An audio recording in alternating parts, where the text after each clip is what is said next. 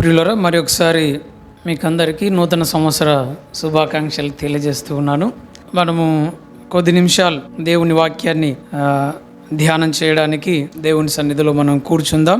ఈ నూతన సంవత్సర సందర్భంగా దేవుని వాక్యాన్ని మనము ధ్యానం చేయుటకు గాను సమూయేలు మొదటి గ్రంథం 17వ అధ్యాయము 53వ వచనాన్ని 54వ వచనాన్ని మనం చదువుకుందాం. అప్పుడు ఇశ్రాయేలీయులు ఫిలిస్తీయులను తరుముట మాని తిరిగి వచ్చి వారి డేరాలను దోచుకునిరి. అయితే దావీదు ఆ ఫిలిస్తీయుని ఆయుధములను తన డేరాలో ఉంచుకొని అతని తలను తీసుకొని యెరూషలేమునకు వచ్చెను. ప్రియులారా, మనము చదువుకున్నటువంటి ఈ వాక్య భాగాలు దావీదు జీవితంలో చోటు చేసుకున్నటువంటి ఒక ముఖ్యమైనటువంటి సంఘటనకు సంబంధించినటువంటివిగా మనకు కనబడుతున్నాయి. సమూయేలు మొదటి గ్రంథం 17వ అధ్యాయం అనగానే మనకేం గుర్తొస్తుంది చెప్పండి? దావీదు గొల్లియాతుల మధ్య జరిగినటువంటి యుద్ధం, పోరాటం అనేది మనకు కనబడుతుంది. సో అందులో ఆ విషయాలు మనకందరికీ తెలియనివి కావు. చిన్న సండే స్కూల్ పిల్లలు మొదలుకొని ఈ విషయాలు లేదా ఈ వృత్తాంతం అందరికీ తెలుసు కదా. మనకే కాదు, అవిశ్వాసులకు కూడా తెలుసు. ఎందుకంటే ఇంగ్లీష్లో ఒక పాఠం ఉండేది, డేవిడ్ అండ్ గొలియాత్ అని ఇంగ్లీష్ టెక్స్ట్ బుక్లో ఒక పాఠం ఉండేది. సో అలా చాలామంది ఈ వృత్తాంతాన్ని గురించి ఎరిగినటువంటి వారే. మరి అందులో నుండి ఈ నూతన సంవత్సరంలోనికి అడుగుపెట్టినటువంటి మనం ఈ సంవత్సరంలో ఎలా మనము జీవించాలి అనేటువంటి విషయాలు మనము గుర్తు చేసుకోవడానికి ఈ భాగాన్ని మనం చదువుకున్నాం. అందులో నుండి కొన్ని తలంపులు మనం ధ్యానం చేయబోతున్నాం. ఒక సంవత్సరంలో 52 వారాలు. సో ఒక సంవత్సరం లేదా 12 నెలలు, 52 వారాలు, తర్వాత 365 రోజులు, ఆ తర్వాత 8760 గంటలు, 8760 గంటలు మనము గడిపాము. అలాగే 5,25,600 నిమిషాలు, 5,25,600 నిమిషాలు, 3,15,36,000 సెకండ్లు. ఇన్ని గంటలు, ఇన్ని నిమిషాలు, ఇన్ని సెకండ్లు మనం గత సంవత్సరంలో మనం దాటుకొని వచ్చాం. సో ఇంతకాలము దేవుడు మనల్ని కాపాడాడు. దేవుని కృప మనతో ఉండింది. గత ఏడంతా ఆయన కృప మనల్ని కాపాడింది. ఆయన కృపే మనల్ని దాచింది. ఆ కృపే మనల్ని నడిపించింది. సో ఆ కృప ద్వారా మనము నూతన సంవత్సరంలోనికి అడుగు పెట్టగలిగాం. అందుని బట్టి దేవుణ్ణి మనం స్తుతించాలి. కాలగర్భంలో మరొక క్యాలెండర్ కలిసిపోయింది కదా. ఇలా మన జీవితంలో ఎన్నో క్యాలెండర్లు కలిసిపోయింటాయి కాలగర్భంలో కదా. కొంతమంది జీవితంలో 20 క్యాలెండర్లు, 30 క్యాలెండర్లు, 35 క్యాలెండర్లు, 40, 50, 60, 65 ఇలా ఎన్నో క్యాలెండర్లు మార్చు. అలా ఎన్నో క్యాలెండర్లను దేవుడు మన ద్వారా మార్చివేస్తూ వచ్చాడు. కానీ మనము కాలగర్భంలో కలిసిపోకుండా ఇంకా దేవుడు మనల్ని కాపాడుతూ వచ్చాడు. అందును బట్టి మనం దేవుణ్ణి స్తుతించాలి. సో కాబట్టి ఈ దేవుని యొక్క కాపుదల, దేవుని యొక్క విశ్వాస్యత మన జీవితంలో ఇంకా ఉంది. అందుకంటే మిన్నగా దేవుని ప్రణాళిక ఈ భూమి మీద మనం ఉండాలన్నటువంటి దేవుని సంకల్పం మన పట్ల ఇంకా చనిపోయిన వారి పట్ల దేవుని విశ్వాస్యత లేదా అంటే వారి పట్ల కూడా ఉంది. అయితే దేవుడు వారిని ఇంతవరకు ఈ భూమి మీద ఉంచాలనేది ఆయన యొక్క ప్రణాళిక. అయితే మనం ఇంకా ఈ భూమి మీద ఉండాలనేది ఆయన యొక్క ప్రణాళిక. కనుక ఆ ప్రణాళికలో మనం ఉన్నాము అంటే అందును బట్టి మనం దేవుని స్తుతించాలి. ఆ ప్రణాళికను బట్టి మనం మన విశ్వాస జీవితంలో ముందుకు సాగవలసినటువంటి వారమై ఉన్నాం. కనుక ఈ నూతన సంవత్సరంలోనికి ప్రవేశించినటువంటి మనం మరి దేవుని ప్రణాళికను కొనసాగించేటువంటి వారముగా ఉన్నామా లేదా అని మనం ప్రశ్న వేసుకోవాలి. దేవుని సంకల్పాన్ని మనము జరిగిస్తున్నామా లేదా అనేది మనం ప్రశ్నించుకోవాలి. దేవుని చిత్తాన్ని మనం జరిగిస్తున్నామా, ఆయన చిత్తానికి మనం లోబడుతున్నామా లేదా అనే ప్రశ్న మనం వేసుకొని మన జీవితంలో మనం ముందుకు సాగాలన్నమాట. చాలాసార్లు మనము జీవిస్తుంటాం కానీ దేవుని సంకల్పానికి దూరంగా జీవిస్తూ ఉంటాం కదా. కనుక అలాంటి పరిస్థితి ఎన్నో సంవత్సరాలు గడిచిపోయాయి. అలాంటి పరిస్థితులలో, అలాంటి అనుభవాలలో ఎన్నో సంవత్సరాలు మనం గడిపాం. అయితే ఇక మిగిలినటువంటి కాలమైన దేవుని సంకల్పం అనే చట్రంలో మన జీవితం ఉండులాగున మన జీవితాన్ని మనం క్రమపరుచుకోవడానికి మనల్ని మనం దేవుని సన్నిధిలో సిద్ధపరచుకోవాలి. ఆ విధంగా మన జీవితంలో ఈ క్రొత్త సంవత్సరంలో మనం ముందుకు సాగి వెళ్ళుదుముగాక. కాబట్టి మనము దేవుని సన్నిధిలో ఉన్నాము అంటే ఒక సంకల్పముతో, ఒక పర్పస్తో, ఒక మెలకువతో దేవుని సన్నిధిలో మనం ఉండాలి అన్న సంగతి మనం జ్ఞాపకం చేసుకోవాలి. ఒక పెద్ద ఆయన అన్నాడు, కొత్త సంవత్సరంలో కొత్తదనం ఏమి ఉండదు అన్నాడు. కొత్త సంవత్సరంలో కొత్తదనం ఏమీ ఉండదు, అంతా పాత మనుషులే, పాత ముఖాలే, అన్ని పాతవే అని చెప్తుంటాడు. అయితే కొత్తవి కొన్ని ఉన్నాయిలే, కొత్త బట్టలు, తర్వాత కొత్త తిండి, ఇవన్నీ ఉంటాయి. అయితే జీవితంలో చాలా సంవత్సరాలు మారిపోతుంటాయి, కానీ నిజంగా మన జీవితంలో మాత్రం మార్పు అనేది ఉండకుండానే ఎన్నో సంవత్సరాలు మారిపోతూ ఉంటాయి. అయితే మనం అలాగుండకూడదు. దేవుని పిల్లలముగా మనం అలాగూ ఉండకూడదు. జీవితంలో క్రొత్తదనం అనేది, న్యూనెస్ అనేది అది ఉంటూ ఉండాలి. జీవితం అనేది కాలక్రమంలో మారుతూ ఉండాలి. మన జీవితం ఎప్పుడు కూడా అది గతిశీలకంగా, డైనమిక్గా ఉండాలి. కానీ మనం స్టాటిక్గా ఎక్కడ కూర్చున్న వాళ్ళు అక్కడే, ఎక్కడ వేసిన గొంగలి అక్కడే అన్నట్లుగా ఉండదు. మన జీవితంలో మార్పు అనేది ఉండాలి అన్న సంగతి మనం జ్ఞాపకం చేసుకుంటున్నాం. మరి అలాంటి మార్పును కోరుకుంటున్నటువంటి వారమై ఈ సమూయేలు గ్రంథం మొదటి గ్రంథంలో 17వ అధ్యాయాన్ని మనము జ్ఞాపకం చేసుకుంటూ అందులో ఉన్నటువంటి సంగతులను మనం ధ్యానం చేద్దాం. ఈరోజు మన యొక్క ధ్యానాంశం ఏంటంటే చేజింగ్ ఆఫ్టర్ బిగ్ థింగ్స్. గొప్ప సంగతులను వెంటాడుట అనే విషయాన్ని మనము ధ్యానం చేయబోతున్నాం. సమూయేలు మొదటి గ్రంథం 17వ అధ్యాయంలో ఇక్కడ మనం చదువుకున్నటువంటి వచనం, ఇశ్రాయేలీయులు ఫిలిస్తీయులను తరుముటమాని తిరిగి వచ్చి వారి డేరాలను దోచుకొనిరి. అయితే దావీదు ఆ ఫిలిస్తీయుని ఆయుధములను తన డేరాలో ఉంచుకొని అతని తలను తీసుకొని యెరూషలేమునకు వచ్చెను. సో ఈ భాగంలో మనం చూస్తున్నటువంటి మాట ఏంటంటే, ఇశ్రాయేలు ప్రజలందరూ ఏం చేస్తున్నారు చెప్పండి?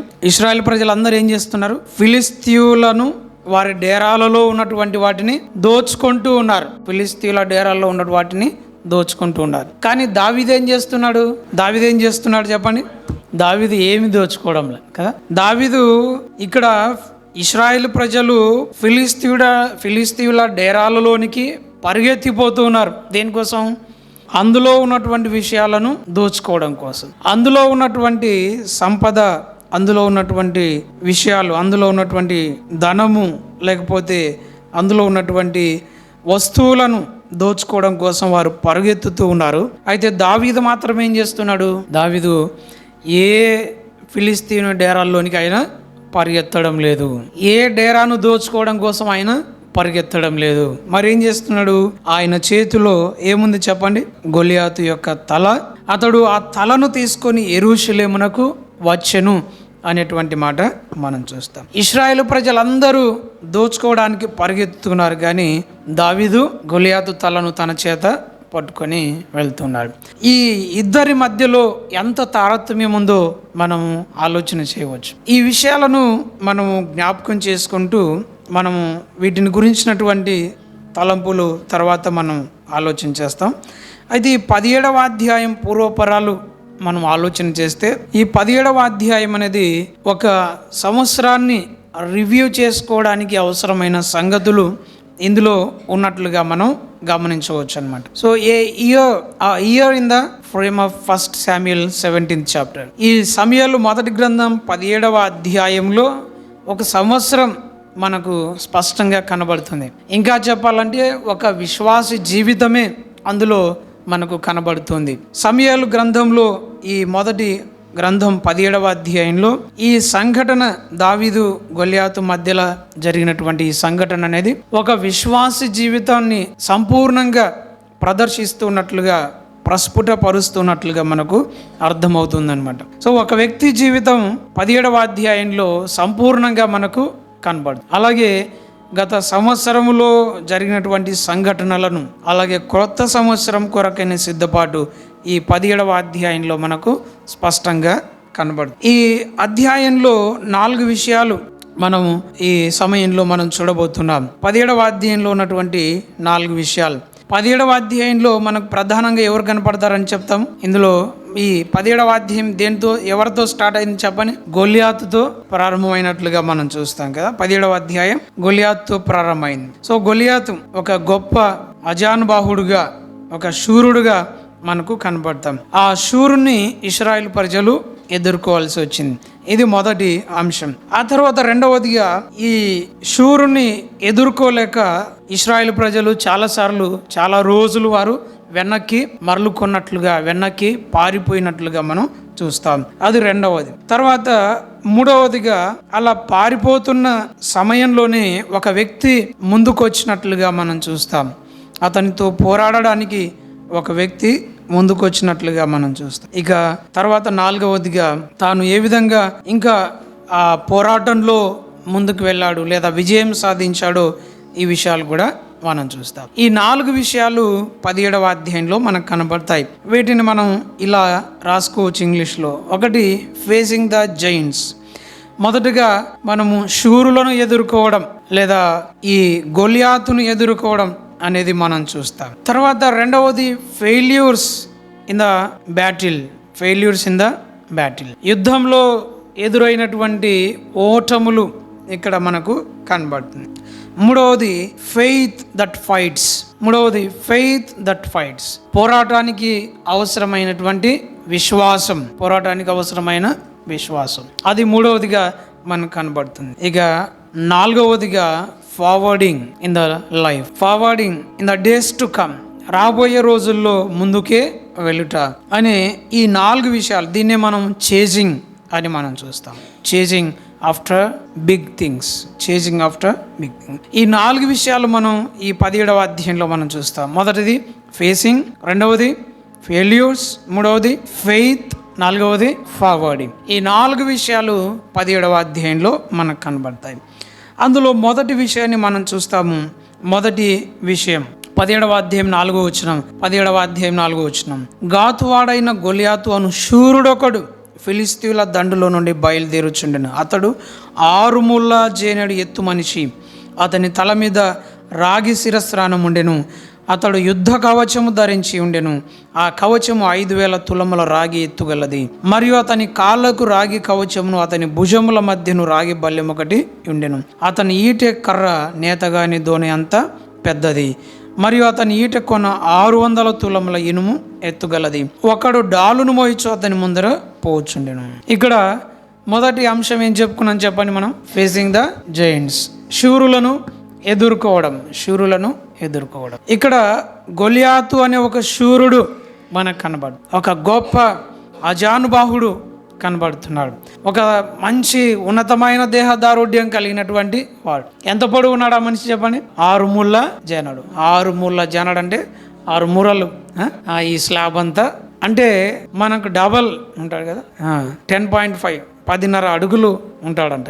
అంత ఎత్తరి ఒక అజానుబాహుడు, ఒక ఉన్నత దేహుడు, జైంట్ అనేది ఇక్కడ కనబడుతున్నాడు. ఇశ్రాయేలు ప్రజలు ఫిలిస్తీయులు ఒక లోయలో వారు ఒక యుద్ధ రంగంలో యుద్ధ పంక్తులుగా తీర్చబడినట్లుగా మనం చూస్తాం. ఆ యుద్ధ రంగం, కథన రంగం అక్కడ కనబడుతూ ఉండగా ఆ మధ్యలో ఒక జైంట్ అనేడు కనబడుతున్నాడు, ఒక శూరుడు మనకు కనబడుతున్నాడు. వీడు చాలా ఎత్తరిగా, చాలా గొప్పవాడుగా, మిగిలిన ప్రజలందరికంటే చాలా ఉన్నత దేవుడుగా మనకు కనబడుతున్నాడు. 6 ముళ్ళ జనడు పొడుగు, రాగి శిరస్రాణం తల మీద కలిగిన వాడు, యుద్ధ కవచం ధరించిన వాడు, తర్వాత తల మీద శిరస్రాణము కలిగినటువంటి వాడు, చాలా గొప్ప మనిషి ఇక్కడ మనకు కనబడు. ఆ వ్యక్తిని చూడగానే ఇశ్రాయేల్ ప్రజలు ఎంతో భయపడిపోతున్నట్లుగా మనం చూస్తాం. ఇక్కడ పోల్చడానికి వారు ఇశ్రాయేల్ ప్రజలు, సామాన్య ప్రజలు, గొలియాతు ఇద్దరు పోల్చడానికి చాలా తేడాగా ఉన్నట్లుగా మనం చూస్తాం. He was a very big one when compared to the normal people. ఒక సామాన్యమైన వ్యక్తితో పోల్చినప్పుడు అతడు ఎంతో గొప్ప వ్యక్తిగా, ఉన్నతమైన వాడుగా, ఎంతో ఒక కొండలాగా వాళ్ళ ముందర కనబడ్డాడు. ఇశ్రాయేల్ ప్రజలకు ఒక జైంట్ ఎదురైనట్లుగా వారి పోరాటంలో లేదా వారి ప్రయాణంలో ఒక జైంట్ ఎదురైనట్లుగా మనం చూస్తాం. అలాగే మన జీవితంలో కూడా కదా మనకు ఎదురైనటువంటి మన జీవితంలో గత సంవత్సరంలో మనకు ఎదురైనటువంటి ఎన్నో రకాలైనటువంటి గొప్ప గొప్ప థింగ్స్ కదా, ఎన్నో రకాలైనటువంటి విషయాలు, ఎన్నో రకాలైనటువంటి సమస్యలు, అవే మనకు ఒక జాయింట్గా మనకు గొలియాతు లాంటి సమస్యలు అవి మన ముందర ఎట్లా కనపడతాయి, మనము నిజంగా వాటిని మనం ఓన్గా తీర్చలేము. హ్యాండిల్ చేయడానికి మనకు నిజంగా అది చాలా కష్టమైనటువంటి, మనం హ్యాండిల్ చేయడానికి అందనటువంటివి, లేదా మనము అవగాహన చేసుకోవడానికి కూడా కష్టం. వెరీ బిగ్ ప్రాబ్లమ్స్, చాలా పెద్ద సమస్యలు, అవే మన జీవితంలో గొలియాతులు. కనుక గత సంవత్సరంలో ఇలాంటి ఎన్నో సమస్యలు మనకు ఎదురయ్యాయి. ఆనాడు ఇశ్రాయేలు ప్రజలకు కూడా ఒక గొలియాతు అనేటువంటి శూరుడు ఎదురైనట్లుగా మనం చూస్తాం. మనం ఒకసారి గత సంవత్సరాన్ని మనం ఆలోచన చేసుకో, మనం ఎదుర్కొనలేనటువంటి సమస్యలు, మనము వ్యవహరించలేనటువంటి సమస్యలు, మనం తీర్చుకొనలేనటువంటి సమస్య, అది ఏదైనా కావచ్చు. కొన్నిసార్లు భయం మనకు ఒక గొప్ప గొలియాతు కావచ్చు, కొన్నిసార్లు అనారోగ్యం అనేటువంటి గొలియాతు మనకు కావచ్చు, కొన్నిసార్లు సమస్యలే మనకు ఒక గొలియాతు కావచ్చు, కొన్నిసార్లు చెడు అలవాటే ఒక పెద్ద గొలియాతులాగా మన ఎదుటి నిలబడి మనం మానుకోలేక మనకు ఒక సమస్యగా నిలబడి, ఇలా మనం చెప్పుకుంటూ పోతే చాలా సమస్యలు, చాలా గొలియాతు వంటి పెద్ద పెద్ద సమస్యలు, అనుమానం అనేటువంటి ఒక పెద్ద కొండ సమస్య, లేదా బాధ, చింత అనేటువంటి ఒక పెద్ద గొలియాత్. ఈ జైంట్స్ మన జీవితంలో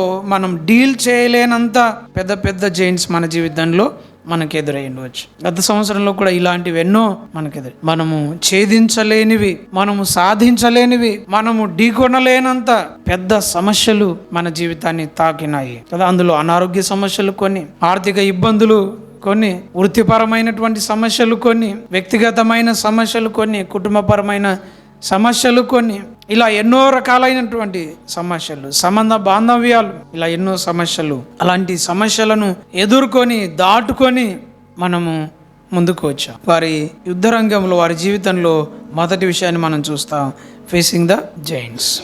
ఆ తర్వాత రెండవది ఏం చెప్పుకున్నాం చెప్పండి? రెండవది failures to face the Giants. ఆ సమస్యలను ఎదుర్కోవడంలో ఓటమి ఇక్కడ మనకు కనబడుతుంది. 11వ వచనం చూడండి, 10-11 వచనాలు.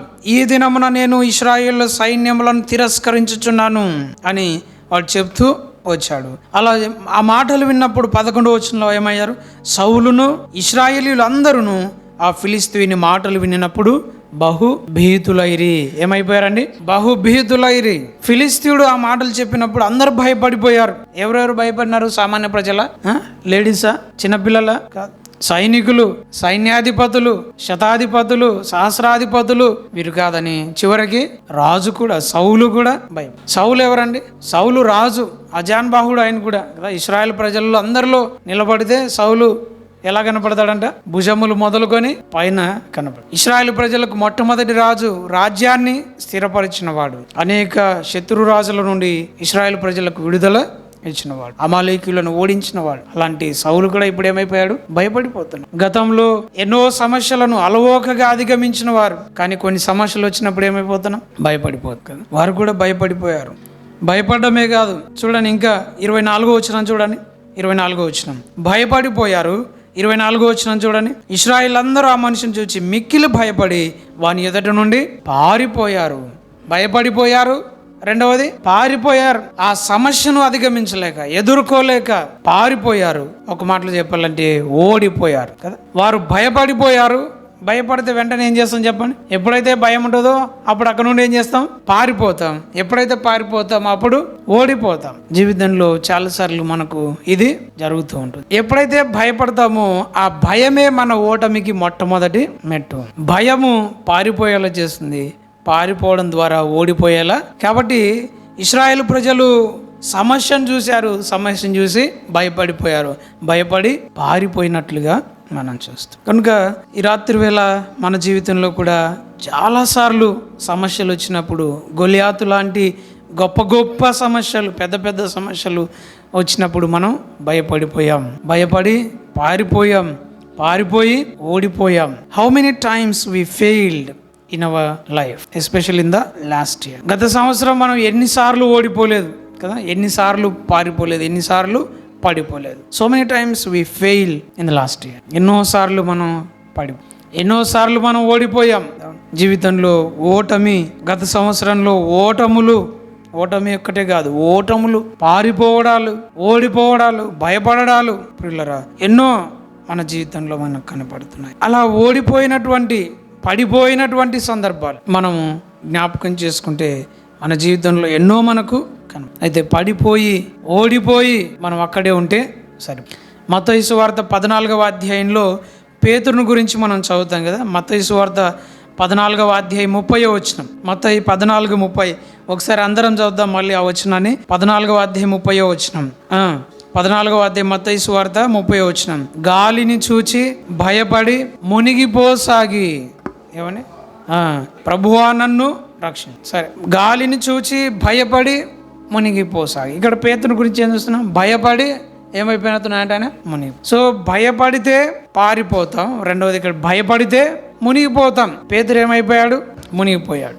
వింటున్నారా? పేతురు ఏమైపోయాడు? మునిగిపోయాడు. భయపడిపోయాడు, మునిగిపోయాడు. కాబట్టి ఇక్కడ పేతురు నీళ్ళ మీద నడవలేక ఆయన కొంత దూరం నడిచాడు. చాలా గొప్ప పని కదా. ఎవరన్నా మనం నడవగలమా ఇప్పుడు?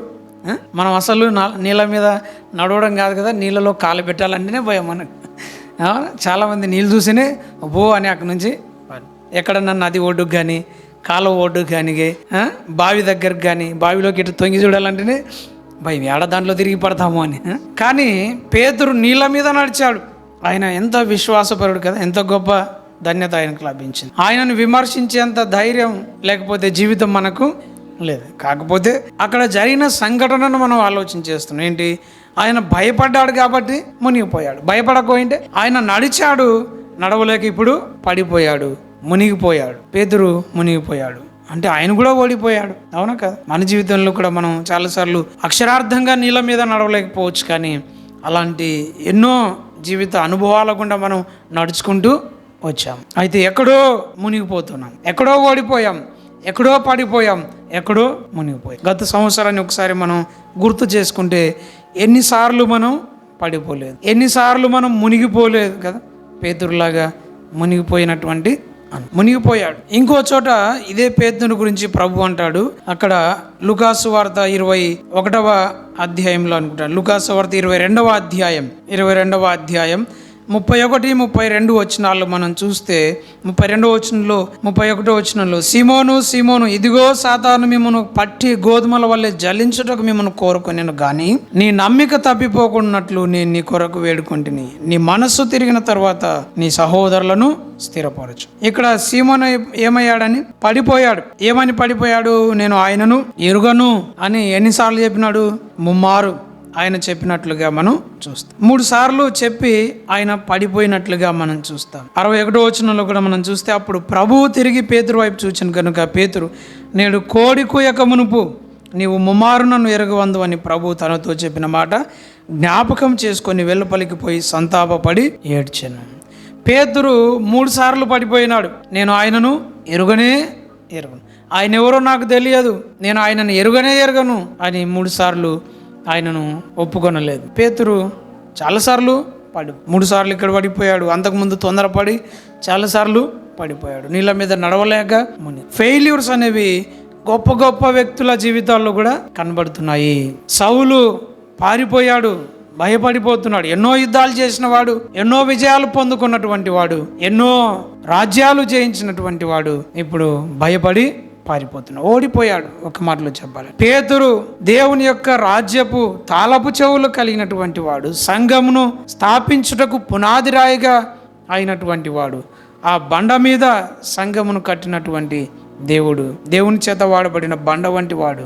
ఆ పేతురు కూడా తన జీవితంలో పడిపోయాడు. ఓటములు అనేవి వారి జీవితాల్లో కూడా కనబడుతున్నాయి. కనుక ఆ పరంపరలో మనం ఆలోచన చేస్తే మన జీవితాల్లో ఓటములు అనేవి ఆశ్చర్యమేమి కాదు. ప్రభువుతో పరోక్షంగా కాకుండా ప్రత్యక్షంగా ఆయనతో ఉండి నడిచిన అంత గొప్ప పేతురు ఓటమి పాలైతే, దేవుని చేత ఇశ్రాయేలు రాజుగా నియమించబడినటువంటి సౌలు ఆయన కూడా పారిపోతే మరి సామాన్య ప్రజలమైన మన జీవితంలో ఓటములు ఉండవా? ఖచ్చితంగా. అలా మనం ఆలోచన చేస్తూ పోతే గత సంవత్సరంలో మనకి ఎదురైన ఓటములు ఎన్నో ఓటములు మన జీవితంలో ఎదురై, గత సంవత్సరంలో మనం పడిపోయిన సందర్భాలు ఎన్నో సందర్భాల్లో మనం పడిపోయాం, ఎన్నో సందర్భాల్లో జడిసిపోయాం, భయపడ్డాం, పారిపోయాం, మునిగిపోయాం, ఓటమి పాలైపోయాం. గత సంవత్సరం మనకు మిగిల్చిన ఓటములు, మనకు మిగిల్చినటువంటి విషాద గాథలు, వాటన్నిటిని మనం జ్ఞాపకం చేసుకో. అలాగని ఓటమి చేత మనం కృంగిపోవాల్సిన అవసరం లేదు.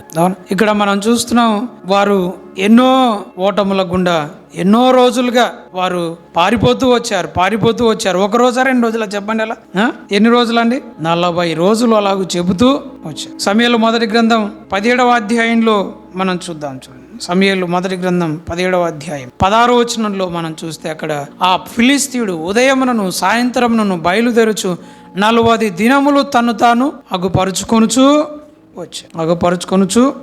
అలా 40 రోజులు తాను ఇదే మాట చెప్తున్నాడు. ఇశ్రాయేల్ ప్రజలు పారిపోతూ బయటికేమో జయం జయం జయం జయం అని కేకలేస్తున్నారు.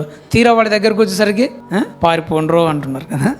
ముందరేమో అక్కడికి రాకముందేమో డేరాల దగ్గర ఉన్నప్పుడేమో కేకలు వేసుకొని వస్తున్నారు. ఫిలిస్తీయుడైన గొలియాతుని చూసరికి తోక ముడుచుకొని పారిపోతూ ఉన్నారు. అలా చాలా రోజులు, 40 రోజులు వారు ఆ విధంగా పారిపోతూ భయపడుతూ వాని ఎదుటి నుండి పారిపోయినట్లుగా మనం చూస్తాం.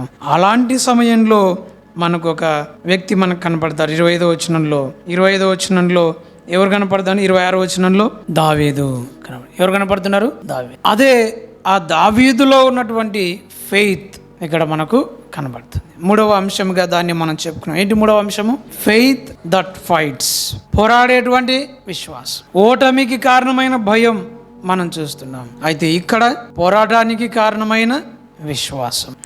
ఫెయిత్ దట్ ఫైట్స్, పోరాటానికి అవసరమైనటువంటి విశ్వాసం ఇక్కడ మనకు కనబడుతుంది. ఇక్కడ దావీదు పలికినటువంటి మాట, జీవము గల దేవుని సైన్యములను తిరస్కరించుటకు ఈ సున్నతి లేని ఫిలిస్తీయుడు ఎంతటి వాడు, వాని చంపి ఇశ్రాయిల్లో నుండి ఈ నింద తొలగించిన వానికి బహుమతి ఏమి? దావీదులో ఉన్నటువంటి విశ్వాసం ఇక్కడ మనకు ఈ అధ్యాయానంతటికి లేదా ఈ వృత్తాంతాంతటికి మూల వచనాలు 2 మనకు కనబడతాయి. ఒకటి ఇక్కడ 25వ వచనంలో, 26వ వచనంలో దావీదు పలికినటువంటి మాట మనకు కనబడుతుంది. అలాగే 45వ వచనంలో, 46వ వచనంలో కూడా దావీదు పలికినటువంటి మాట అక్కడ మనం చూస్తాం. 45 నుండి 46, 47 వరకు ఉన్నటువంటి మాటలు అవి కూడా ఈ అధ్యాయానికి మూలమైనటువంటి వచనం, కీ వర్సెస్.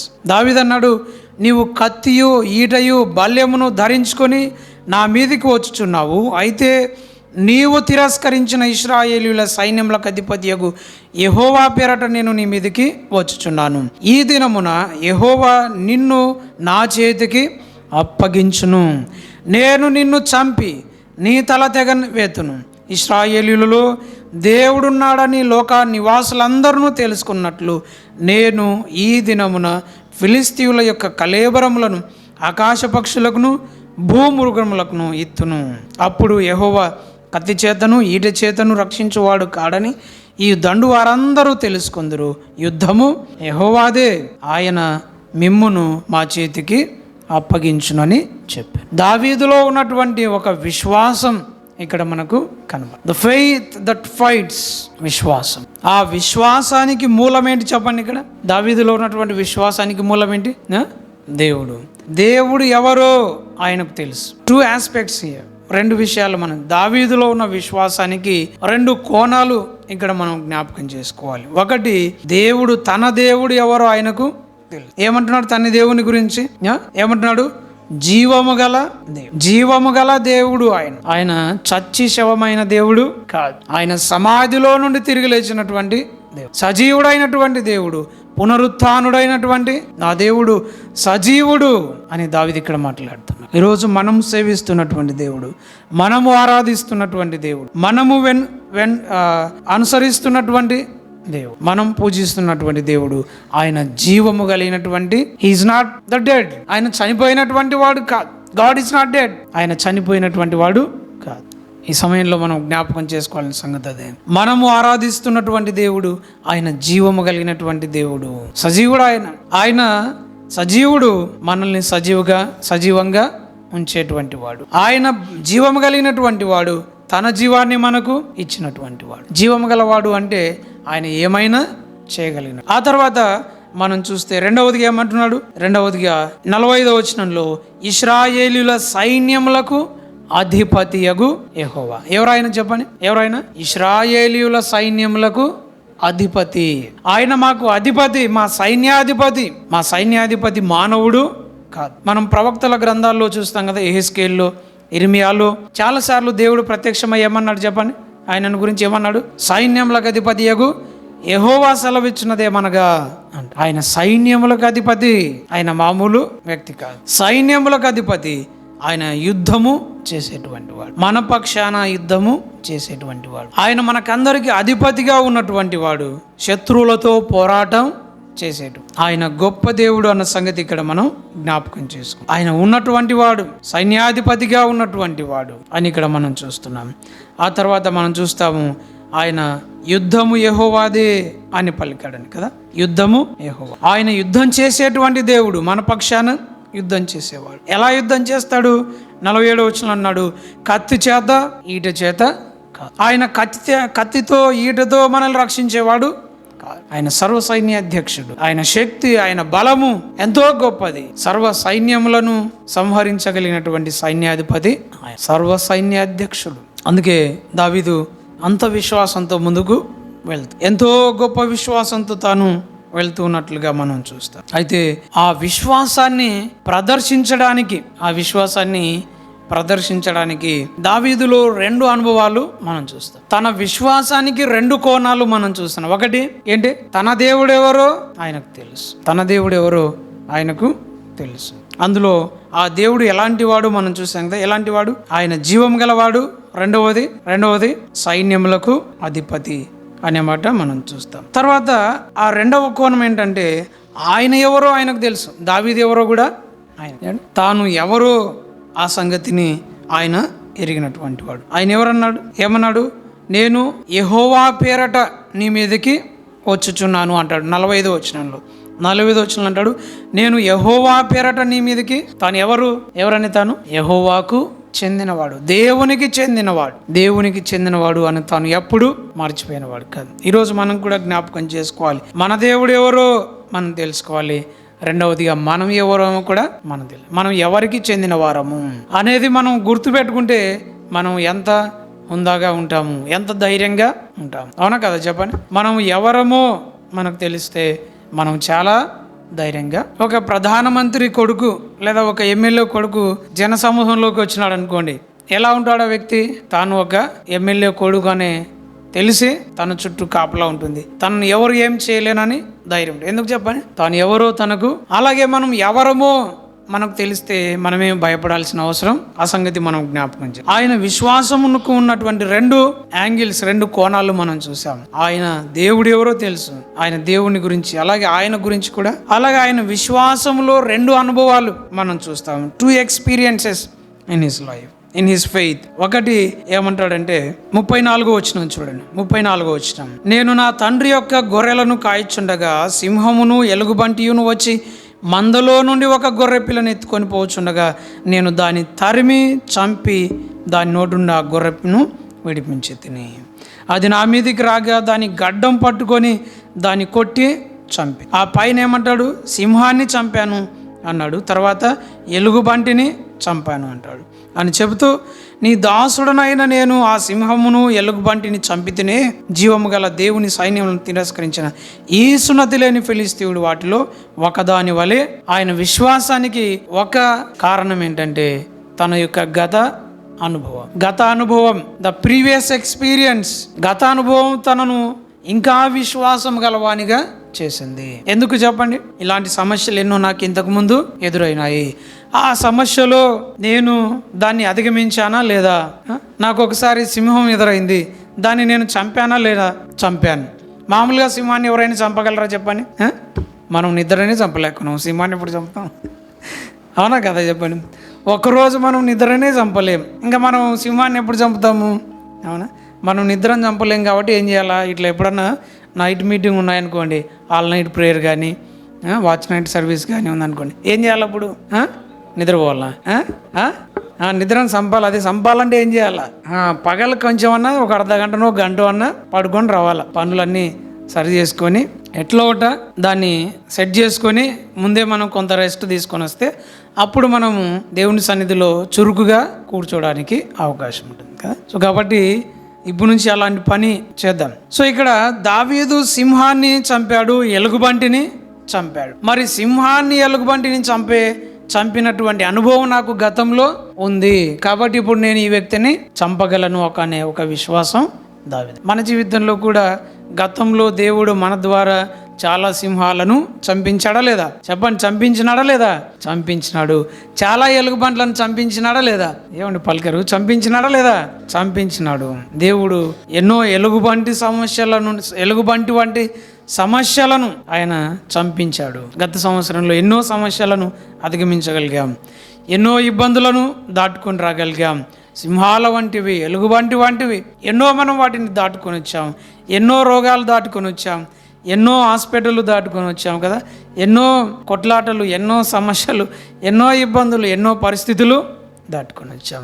ఇప్పుడు ఈ ఫిలిస్తీయుడు ఒక లెక్కన, ఈ సున్నతి లేని ఫిలిస్తీయుడు ఒక లెక్కన అని దావీదు. గత అనుభవం మన విశ్వాసాన్ని ఏం చేయాలి? బలపరచాలి. మన విశ్వాసాన్ని దృఢపరచాలి. విశ్వాసములో మనల్ని ముందుకు నడిపించాలి. మరి మన విశ్వాసాన్ని బలపరిచే గత అనుభవాలు మనకు లేవా? ఉన్నాయా లేవా? మనలో ప్రతి ఒక్కరికి అలాంటి అనుభవాలు ఒకటో రెండో ఉంటాయి. కొంతమందికి కోకొల్లలుగా ఈ రాత్రి వేళ మనం ఆలోచన చేద్దాం. దావీదు గత అనుభవాలను బట్టి తన విశ్వాసాన్ని ముందుకు తీసుకొని వెళ్తున్నాడు. రెండవదిగా మనం చూస్తాం 40వ వచనం, తన కర్ర చేత పట్టుకొని ఏటి లోయలో నుండి 5 నున్నని రాళ్ళను ఏరుకొని తన యొద్దనున్న చిక్కంలో నుంచుకొని వడిసెల చేత పట్టుకొని ఆ ఫిలిస్తీను చేరు వరకు పోయాను. దావీదు విశ్వాసములో లేదా దావీదు విశ్వాసానికి రెండవ కారణం ఏంటి చెప్పండి? వడిసెల నున్నని రాళ్ళు. ఇదే దావీదు విశ్వాసానికి కారణం. రెండవ కారణం. మొదటి కారణం ఏంటి చెప్పండి? మొదటి కారణం గతానుభవాలు. రెండవ కారణం వడిసెల, తన దగ్గర ఉన్నటువంటి నున్నని రాళ్ళు. ఇప్పుడు గొలియాతుతో పోరాటం చేయడానికి యుద్ధం చేయడానికి ఎట్లా పోయినాడు చెప్పండి? ఆ ఒడిసెల ఆ రాళ్ళు పట్టుకొని ఫిలిస్తీని మీదకి వెళ్ళాను. 43వ వచనంలో ఫిలిస్తీయుడు అంటున్నాడు, కర్ర తీసుకొని నీవు నా మీదకి వచ్చుచున్నావే, నేను కుక్కనా అన్నాడు కదా. నేనేమన్నా కుక్కనారా? am I dog? ఏరా నేను కుక్కలకి కనబడుతున్నానా అంటే దావీదు అవునన్నట్టుగానే దావీదు ఎలా వెళ్ళాడండి? కత్తి పట్టుకున్నాడా? ఈట పట్టుకున్నాడా? డాలు పట్టుకున్నాడా? బల్లెం పట్టుకున్నాడా? అవల్ల పట్టుకున్నాడు కానీ అవేమి ఆయనకు సాధకం కాలే. ఏం చేశాడు? ఒక వడిసెల, తర్వాత 5 నున్నటి రాళ్ళు. ఇవి చాలా చిన్నవి కదా, చాలా చిన్న. దావీదు విశ్వాసానికి రెండవ కారణం అతి చిన్నవైనటువంటి నున్నని రాళ్ళు. అతి చిన్నదైన సామాన్యమైన వడిసెల. ఆ వడిసెల దావీదు విశ్వాసంతో ముందుకు వెళ్ళాలా చేసి. పెద్ద పెద్ద ఆయుధాలు దావీదు దగ్గర లేవు. గొలియాతు దగ్గర ఉన్నటువంటి శిరస్రాణం కానీ, అక్కడ ఉన్నటువంటి ఈటె కానీ, ఆయన దగ్గర ఉన్నటువంటి బల్లెము, డాలు ఇటువంటివి ఏమన్నా ఉన్నాయి ఆయన దగ్గర? ఏమి, చాలా చిన్న ఆయుధం కూడా కాదు. దాన్ని ఆయుధం అనొచ్చా మనం? కాదు, అదొక ఆట వస్తువు కదా. పిల్లలు దాన్ని ఆడుకోనికే పెట్టుకుంటారు. ఇంకా చెప్పాలంటే దావీదు దేనికోసం వాడింటాడు దాన్ని?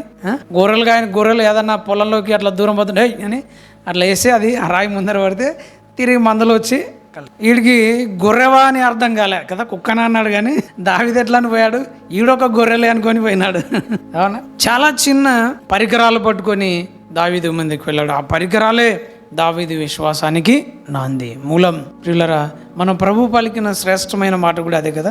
ఏమన్నాడని? మీరు ఆవగింజంత విశ్వాసము కలిగి ఉంటే, ఏమన్నాడు చెప్పండి? మీరు ఆవగింజంత విశ్వాసము కలిగి ఉంటే ఏం చేయొచ్చు అన్నాడు? ఈ కంబలి చెట్టును తీసి ఏం చేయొచ్చు అన్నాడు? సముద్రంలో పడేయచ్చు అన్నాడు. ఇంకేమన్నాడు? ఈ కొండను తీసి ఏం చేయొచ్చు అన్నాడు?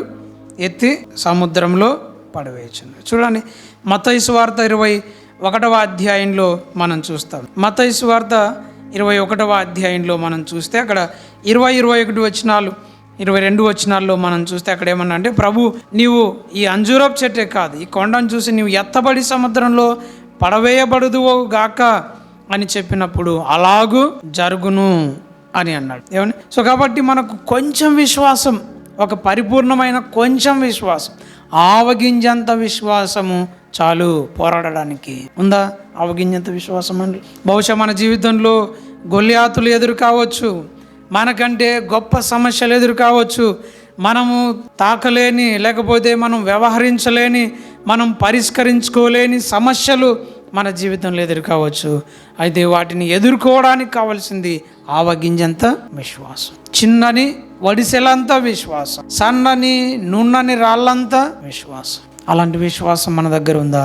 ఆలోచించేద్దాం. దేవుడు ఎన్నో విజయాల గుండా లేదా ఎన్నో సమస్యల గుండా ఆనాడు ప్రజలను తప్పించి ముందుకు వచ్చి తీసుకొని వచ్చాడు. కారణం వారి యొక్క విశ్వాసం. ఆ విశ్వాసంతో వారు రాజ్యాలు జయించారు, అగ్ని బాణములను ఆర్పేశారు, కోటలను దాటుకొని వెళ్ళారు, అలాగే శత్రువులను ఎదిరించారు, సింహముల నోళ్లను మూశారు, అగ్ని బాణములను ఆర్పివేశారు. వారు విశ్వాసమును బట్టి ఎన్నో గొప్ప గొప్ప కార్యాలు సాధించారు. ఖడ్గదారం తప్పించుకున్నారు, బలహీనులుగా ఉండి బలపరచబడ్డారు, యుద్ధంలో పరాక్రమశాలు అయ్యారు, అన్యుల సేనలను పారదోలారు, స్త్రీలు మృతులైన తమ వారిని పునరుత్థానమును మరలా పొందారు. ఎంత గొప్ప కార్యాలు వారు సాధించారని. దేని ద్వారా? కేవలం విశ్వాసము ద్వారా. విశ్వాసము ద్వారా రాజ్యములను జయించిరి, నీతి కార్యములను జరిగించిరి, వాగ్దానములను పొందిరి, సింహముల నోళ్లను మోయించిరి. ఈరోజు అటు విశ్వాసం మనకుందా? ఆలోచించారు. ఆ విశ్వాసముతో వారు శత్రువులను ఎదుర్కొన్నారు, ఆ విశ్వాసంతో వారు సమస్యలను అధిగమించారు.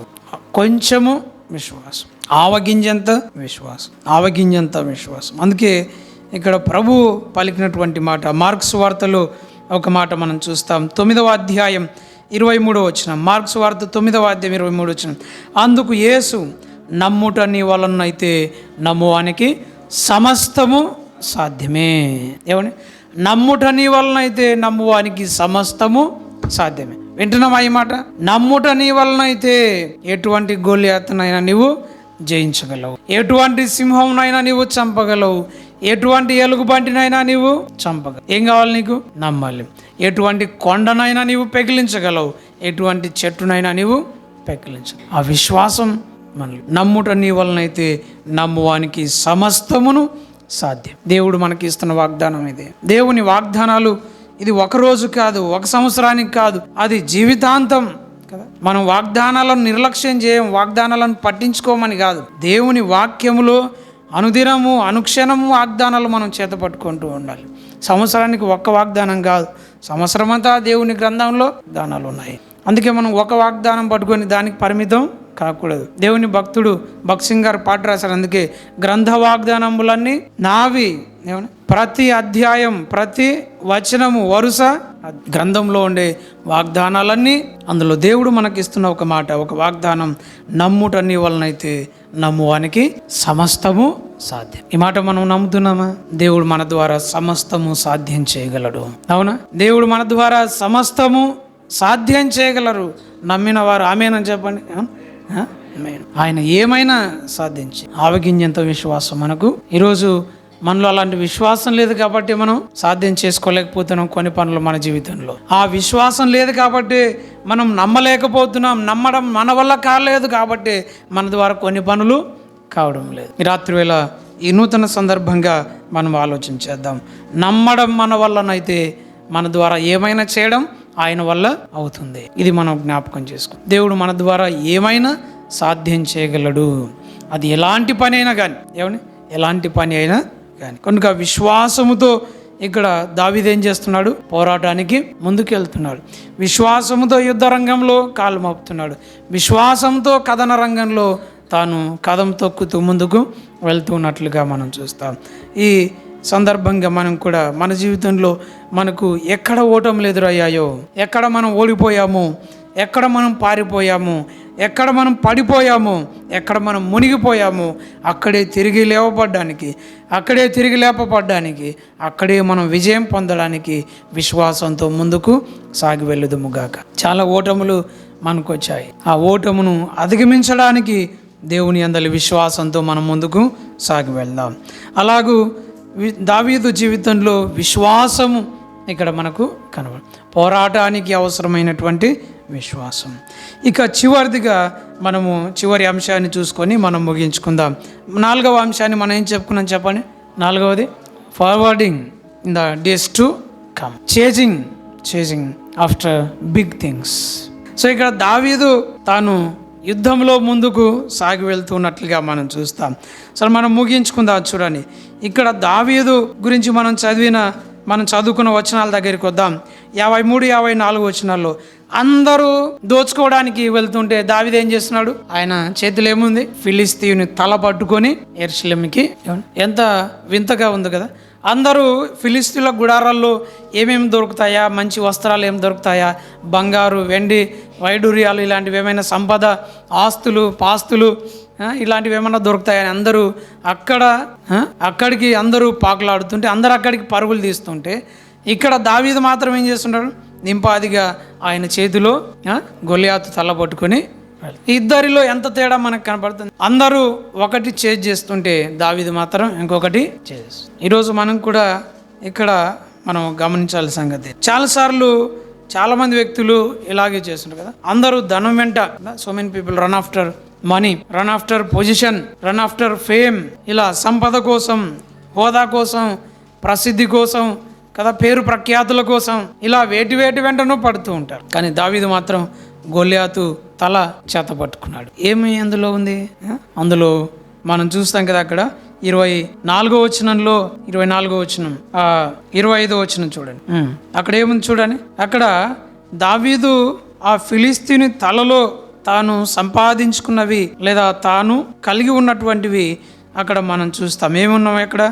రాజ్యము ఉంది, తర్వాత ఐశ్వర్యము. 25వ వచనం చివరి భాగం చూడండి. వాని చంపిన వానికి రాజు బహుగా ఐశ్వర్యము కలగజేసి తన కుమార్తెనిచ్చి పెళ్లి చేసి వాని తండ్రి ఇంటికి వారిని ఇశ్రాయేలీయులలో స్వతంత్రులుగా చేయును. ఏమండి? సో ఇప్పుడు ఇశ్రాయేలు దోచుకుని వాళ్ళు వెంటబడిన దాంట్లో ఎక్కువ ఉందా, దావీదు పట్టుకున్న దాంట్లో ఎక్కువ ఉందా చెప్పండి. దావీదు పట్టుకున్న దాంట్లోనే ఎక్కువ. దావీదు అందుకే ఈ చిన్న దాని వెంట పడలేదు కదా. దావీదు కూడా వాడిని చంపిపోయి ఏదో ఒక డేరాలో పట్టుకొని దొరికిన వల్ల దోచుకొని రావచ్చు. కానీ దావీదుకు తెలుసు తాను దేన్ని చేస్తున్నాడు, తాను చేతిలో ఏమి ఉండాలో, ఏమి తాను వెంటపడాలో, దేని వెంటపడాలో, దేన్ని సంపాదించాలో దావీదుకు తెలుసు. అందుకే సామాన్యమైన ప్రజలు వెంటపడినట్లుగా సామాన్యమైన విషయాల వెంట ఆయన పడలేదు. అసలైన దాని వెంట ఆయన, ఆ గొలియాతు తలలో ఏముందండి? బహుగా ఐశ్వర్యం ఉంది, అలాగే రాజు కూతురు ఉంది, తర్వాత స్వాతంత్రం. ఈరోజు మనం దేని వెంట పడుతున్నాము? అల్పమైన దాని వెంట పడుతున్నామా, లేకపోతే గొప్ప వాటి వెంట పడుతున్నాం? గత సంవత్సరం దేని వెంట పడ్డాము, కానీ రాబోయే కాలంలో అయినా ఒక శ్రేష్టమైన వాటి వెంట మనం పడాలి. అందులో 3 విషయాలు మనం జ్ఞాపకం చేసుకుందాం. అందులో మొదటిది చేజ్ ఆఫ్టర్ స్పిరిచువల్ ఎక్సలెన్స్. ఆత్మీయ శ్రేష్టత వెంట పడదాం. ఏమని? మనం ఆత్మీయమైన శ్రేష్టత వెంట తిమోతి పత్రికలో 2వ పత్రికలో మనం చదువుతాం. తిమోతి పత్రికలో అక్కడ 2వ అధ్యాయం, తిమోతి పత్రిక 2వ అధ్యాయం, తిమోతి 2వ పత్రిక 2వ అధ్యాయం 22వ వచనం. నీవు యవనేచ్ఛల నుండి పారిపోము, పవిత్ర హృదయులై ప్రభువునకు ప్రార్థన చేయవారితో కూడా నీతిని, విశ్వాసమును, ప్రేమను, సమాధానమును వెంటాడు. ఏమేమి వెంటాడమన్నాడు చెప్పండి? నీతిని, విశ్వాసమును, ప్రేమను, సమాధానమును వెంటాడు. So these are call spiritual excellence. ఆత్మీయ శ్రేష్టత ఈ 4 విషయాల్లో ఉన్నాయి అని పెద్దలు చెప్పారు. కాబట్టి వీటిని వెంటాడుము, వీటి వెంటపడు, మామూలు వాటి వెంట కాదు. నీతి వెంటపడు, విశ్వాసం వెంటపడు, ప్రేమ వెంటపడు, సమాధానం వెంటపడు. ఎన్ని సంవత్సరాలు ఎంత అసమాధానంగా ఉన్నావో, ఎంత ప్రేమ లేకుండా ఉన్నాము, ఎంత విశ్వాసం లేకుండా ఉన్నాము, ఎంత దుర్నీతితో, అవినీతితో ఉన్నాము, వాటన్నిటికీ చెల్లు చీటి పెట్టి ఇకనైనా మనం వీటి వెంట పడాలి. ఆత్మీయంగా శ్రేష్టమైన సంగతుల వెంట మనం పడాలి. Chase after spiritual excellence. రెండవదిగా మనం చూస్తాం చేజ్ ఆఫ్టర్ ఇంటెలిజెన్స్. సామెతల గ్రంథం 2వ అధ్యాయం 4వ వచనంలో మనం చూస్తాము. సామెతల గ్రంథం 2వ అధ్యాయము 4వ వచనంలో అక్కడ జ్ఞాని పలుకుతుంటాడు, వెండిని వెదకినట్లు దాన్ని వెదకని ఎడల, దాచబడిన ధనమును వెదకినట్లు దాన్ని వెదకిన ఎడల. యెహోవా యందు భయభక్తులు కలిగి ఉండుట ఎట్టిదో నీవు గ్రహించదవు. దేవుని గూర్చిన విజ్ఞానము నీకు లభించును. దేని వెతకమన్నాడు, దేని వెంటపడమన్నాడు? ఇక్కడ జ్ఞానం చెప్పండి. జ్ఞానము, తెలివి, వివేచన, అలాగే అక్కడ మనం చూస్తాము విజ్ఞానము. దీని వెంట పడండి, జ్ఞానం పెంచుకోనండి, స్టఫ్ పెంచుకోనండి, అంతేగాని అనవసరమైన వాటి వెంట కాదు, అల్లరి చిల్లర వెంట వాటి వెంట కాదు. ఈరోజు మనం జ్ఞానం పెంచుకోకుండా అనవసరంగా మనం అనవసరమైన వాటిని స్టఫ్ పెంచుకోనండి. మీ జీవితంలో, మన జీవితంలో మనం ఏ రంగంలో ఉన్నామో ఆ రంగానికి సంబంధించిన స్టఫ్ మన దగ్గర ఉండాలి. అలాగే ఏం చదువుతున్నావో ఆ సబ్జెక్ట్లో స్టఫ్ పెంచుకుందాం. దేవుని వాక్యములో మనం జ్ఞానం పెంచుకుందాం. ఆత్మీయ జ్ఞానం, వాక్య జ్ఞానము లేదు మన దగ్గర, వాటిని మనం అనవసరంగా సమయాన్ని మనం వ్యర్థం చేసుకో. అందుకే ఎఫెసీ పత్రిక 5:15 అంటాడు, దినములు చెడ్డవి కనుక మీరు సమయమును పోనీయక సద్వినియోగం చేసుకొనొచ్చు. చెప్పండి, ఇంకా అజ్ఞానుల వలే గాక జ్ఞానుల వలే నడుచు. అజ్ఞానులు ఏం చేస్తారు చెప్పండి? అజ్ఞానులు ఏం చేస్తారు? సమయాన్ని దుర్వినియోగం చేసుకుంటారు. జ్ఞానులు ఏం చేస్తారు? సమయాన్ని సద్వినియోగం చేసుకుంటారు. మరి మనం సద్వినియోగం చేసుకుంటున్నామా, దుర్వినియోగం చేసుకుంటున్నామా? ఆలోచన చేద్దాం. జ్ఞానం పెంచుకోవడానికి మనం సమయాన్ని వినియోగించుకుందాం. అనవసరమైన విషయాలు కాదు, ఆటపాటలు, లేకపోతే గేములు, లేకపోతే పిచ్చాపాటి మాటలు, లేకపోతే సమయాన్ని అనవసరంగా బయట గడుపుతూ వ్యర్థంగా తిరుగుతూ, లేకపోతే షార్ట్లు చూసుకుంటూ, యూట్యూబ్ వీడియోలు చూసుకుంటూ, అవసరమైనవి అవసరం లేనివి అలా అన్నీ చూసుకుంటూ సమయాన్ని వ్యర్థంగా గడపక మనము సద్వినియోగం చేసుకుందాం. తద్వారా జ్ఞానాన్ని పెంచుకో. ఇది రెండవదిగా మనం చూస్తాం. ఆ తర్వాత మూడవది, chase after your ambitions. Chase after your ambitions. కొరింథీ మొదటి పత్రిక 9వ అధ్యాయం 24-25 వచనాల్లో పౌలు అంటాడు, పందెపు రంగంలో పరిగెత్తు వారందరూ బహుమానం పొందరు, కానీ ఒక్కడే బహుమానం పొందుదరని మీకు తెలియదా? అటువలే మీరు బహుమానం పొందునట్లుగా పరిగెత్తుడి అంట. బహుమానం పొందినట్లుగా మీరు పరిగెత్తండి. మీకంటూ ఒక అంబిషన్ ఉంది, ఒక గోల్ ఉంది, ఒక గురి, ఒక గమ్యం ఉంది. ఆ గమ్యం ఏంటి? ఆ బహుమానం పొందునట్లుగా మీరు పరిగెత్తండి. దాని వెంట పడండి. దేని వెంట పడుతున్నారు? నీ ముందర ఉన్న గమ్యం ఏంటి? నువ్వు పరిగెత్తున్నది ఎటు? నీ ముందున్నటువంటి బహుమానం ఏంటి? నీవు వెంట పడుతున్నది ఎటు? ఒకసారి ఆలోచించండి. బహుమానం పొందునట్లుగా మీరు పరిగెత్తుడి. పందెమందు పోరాడువాడు అన్ని విషయంలో మితముగా ఉండు అంటూ 26వ వచనం, నేను గురి చూడని వాడిని వలె పరిగెత్తువాడను కాను, గాలిని కొట్టినట్లు నేను పోట్లాడుట లేదు అంటాడు. I have an ambition and I strive for it. నేను దానికోసమే పరిగెత్తున్నాను. I run for it. I run after this అంటాడు. నేను దానికోసమే పరిగెత్తున్నాను. ఈరోజు మనకున్న అంబిషన్ ఏంటి? మనకున్నటువంటి గమ్యం ఏంటి? మనకున్న గురి ఏంటి? రాబోయే సంవత్సరానికి ఉన్నటువంటి గమ్యం, గురి ఏంటి? అసలు గురి గమ్యం లేకుండా ఒక గుడ్డి జీవితం జీవిస్తున్నాం. ఇక చాలు అలాంటి జీవితం. మనకంటూ ఒక అంబిషన్ ఉందా? పౌలు అంటాడు, నేను గాలిని కొట్టినట్లు బతకడం లేదు, నేను గురి లేకుండా జీవించడం లేదు, నేను బహుమానం లేకుండా జీవించడం లేదు, నేను దాన్ని చూస్తూ పరిగెత్తున్నాను, దాని వైపే నేను ఈరోజు దేనికోసం మనం పరిగెత్తుతున్నాం? దేని వెంట పడుతున్నాం? గురి గమ్యం లేకుండా ఏదో విచ్చలవిడిగా ఎటు పడితే అలాగూ జీవిస్తున్నామా? ఎటు పడితే అలా పరిగెత్తుతున్నామా? లేకపోతే ఒక గమ్యం ఏర్పాటు చేసుకొని దాని వైపు మనం పరుగులు తీస్తున్నామా? ఆలోచన చేద్దాం. Run after your ambitions. దేవుడు నీకంటూ కొన్ని ఆశయాలు ఇచ్చాడు, ఆశలు ఇచ్చాడు, కొన్ని గమ్యాలు నీ ఎదుట ఉంచాడు, నీ ఎదుట కొన్ని లక్ష్యాలు ఉంచాడు. వాటిని మరిచి ఎక్కడికి పరిగెత్తుతున్నావు? వాటిని విడిచి ఎక్కడికి వెళ్తున్నావు? ఒకసారి మనం పునశ్చరణ చేసుకోవాల్సిన సమయం ఇది. God, you have put some goals before me, help me to reach that, help me to run after this అంటూ మనం దేవుని సన్నిధిలో మన జీవితాలను క్రమపరచుకోవాలి.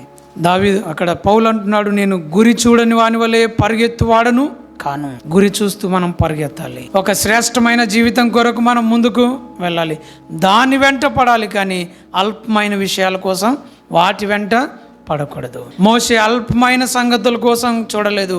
బహుమానం, భవిష్యత్తులో కలగబోయే ఉన్నతమైన బహుమానమును ఆయన లక్ష్యం ఉంచి దాని కొరకు తాను పరిగెత్తినట్లుగా మనం చూస్తున్నాం. కనుక ప్రియులరా, దేవుడు మన ముందు ఉంచినటువంటి ఆ గమ్యం చేరుకునేంత వరకు మనం పరిగెత్తే వారంగా ఉండాలి. అందుకే ఆయన ఒక భక్తుడు పాట రాశాడు, పరుగెత్తేదా ఇంతవరకు, ఆత్మీయ బహుమానం పొందే వరకు నేను పరుగెత్తదంట. కనుక దేవుడు మన జీవితంలో మన హృదయంలో ఉంచినటువంటి ఆ గురి, ఆ లక్ష్యము సాధించేంత వరకు నేను పరుగు ఆపను. I focus on my ambition, I focus on my goal. అంతే. అది కాక నా ఎదుట నాకేది కనబడదు అన్నట్లుగా మనం ముందుకు సాగి వెళ్ళాలి. 132వ కీర్తనలో దావీదు అలాంటి మాటనే పలుకుతాడు. చూడండి, 132వ కీర్తన చదువుకొని మనం ముగించుకుందాం. 132వ కీర్తనలో ఒక మాట మనం చూస్తాం. చూడండి, 132వ కీర్తన 2-3 చరణాలు మనం చదువుతాము. 2-3 చరణాలు. అతడు యెహోవాతో ప్రమాణపూర్వకముగా మాట ఇచ్చి యాకోబు యొక్క బలిష్ఠునికి మొక్కుబడి చేశాను. ఎట్లనగా, యెహోవాకు నేను ఒక స్థలము చూచు వరకు, యాకోబు యొక్క బలిష్ఠునికి ఒక నివాస స్థలము నేను చూచు వరకు నా వాసస్థానమైన గుడారంలో నేను ప్రవేశింపను. నేను పరుండు మంచం మీదకి ఎక్కను, నా కన్నులకు నిద్ర రానియను, నా కన్నురెప్పలకు కొనికిపాటు రాని. ఎంత కమిట్మెంట్ అండి దావీదు కదా. ఏమంటున్నాడు? నేను దేవుని కొరకు ఒక ప్రమాణం చేశాను. ఏంటి ఆ ప్రమాణం? నేను దేవుని కొరకు ఒక మందిరాన్ని కడతాను, యాకోబు దేవునికి ఒక నివాస స్థానం నేను కడతాను, ఒక నివాస స్థలం నేను చూస్తాను అని ఒక ప్రమాణం చేశాడు. ఇప్పుడు ఆ ప్రమాణాన్ని తాను నెరవేర్చేయడానికి ఏమని పలుకుతున్నాడు? ఆ ప్రమాణం నెరవేర్చేంత వరకు ఏమంటున్నాడు? నేను నా గుడారంలో ప్రవేశింపను, నేను నా మంచం మీదకి ఎక్కను, నా కన్నులకు నిద్ర రానివ్వను, నా కనురెప్పలకు కొనికిపాటు రా. ఎంత గొప్ప అంబిషన్ అండి కదా. ఎంత గొప్ప కమిట్మెంట్ దావీదు. మనకు కూడా చాలా డ్రీమ్స్ ఉన్నాయి, మనకు కూడా చాలా అంబిషన్స్ ఉన్నాయి, మనకు కూడా చాలా గోల్స్ ఉన్నాయి. కానీ వాటిని సాధించడంలో మన కమిట్మెంట్ ఎంత, వాటిని మనము నిజరూపం కార్యరూపం దాల్చడంలో మన యొక్క కార్యదక్షత ఎంత, ఒకసారి ఆలోచించాలి. మనం ఊరికే కళలు కంటాం కానీ ఏం చేస్తాం? వెంటనే మళ్ళీ దానిలను నిద్రపోతాం. మన కళలలో పగటి కళలే కదా, మన కళలలో నిద్రలో వచ్చే కళలే. కానీ ఆ కళలు సాకారం చేసుకోవడానికి మనం ఎంత కష్టపడుతున్నాం. దావీదు అన్నాడు, నా కన్నులకు నిద్ర రాని, నా కన్నురెప్పలకు కొనికిపాటు, నేను మంచం ఎక్కను. ఎంత గొప్ప కమిట్మెంట్ అండి. ఆ కమిట్మెంట్ ఈరోజు మనలో కావాలి. దేవుడు మన ముందు ఉంచినటువంటి ఆ గమ్యం, ఆ లక్ష్యం చేరేంత వరకు నేను విశ్రమించను, విశ్రాంతి తీసుకోను. నేను పాటు పడతాను, శ్రమ పడతాను, కష్టపడతాను, సాధిస్తాను అని దావీదు ఇక్కడ మాట్లాడుతున్నాను. మరి 2025 సంవత్సరం కొరకు మనకున్న అంబిషన్స్ ఏంటి? మనకున్న గమ్యం ఏంటి? మనకున్న లక్ష్యం ఏంటి? అసలు లక్ష్యమే లేదా? ఏమండి, మనకేమీ లక్ష్యాలు ఉండవు, గమ్యాలు ఉండవు. అదే మనకున్నటువంటి సమస్య. ఇంతవరకు మనం విన్నాం, ఎన్నో తీర్మానాలు గురించి మనం విన్నాం.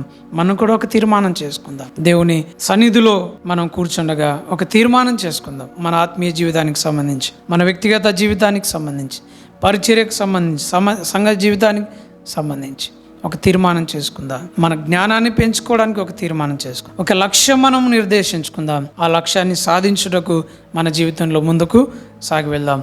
అలాంటి కృప పరిశుద్ధాత్మ దేవుడు మనకు అనుగ్రహించునుగాక.